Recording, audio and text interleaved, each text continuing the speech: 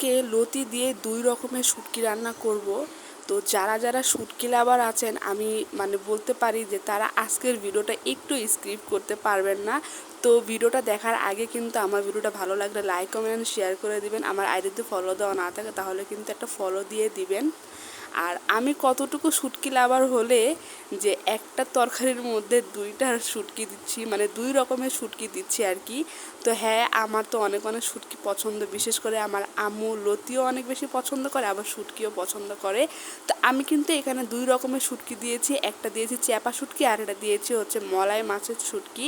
তো আমি কিন্তু এখানে পেঁয়াজটা একটু ব্রাউন কালারের ভেজে তারপরে পেঁয়াজটা সাইড করে মলাই মাছের যে শুটকিটা ওইটাও একটু ভেজে নিয়েছি, তারপরে চ্যাপা শুটকিটাও কিন্তু সুন্দর করে ভেজে নিয়েছিলাম।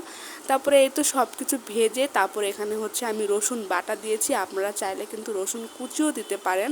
তো রসুন বাটা দিয়ে ভালো করে এটা কিন্তু ভাজাভাজি করে আমি অল্প একটু পানি দিয়ে গুঁড়া মশলাগুলো কিন্তু এখানে অ্যাড করে দিয়েছি।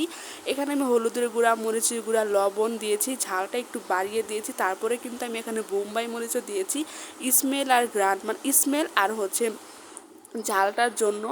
তো এই মরিচটা কিন্তু অনেক বেশি ঝাল ছিল, যার কারণে আমি অল্পই দিয়েছি আর কি।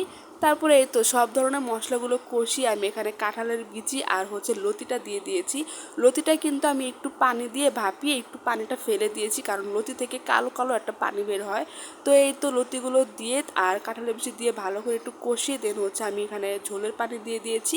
আর ঝোলের পানিটা কিন্তু মাখা মাখা রাখবো, তো দিয়ে তারপরে যে মাখা মাখা যখন হয়ে যাবে তখন কিন্তু এটা একদম রেডি। তো কেমন হয়েছে কমেন্টস করতে কিন্তু একদম ভুলবেন না। তো আল্লাহ হাফেজ।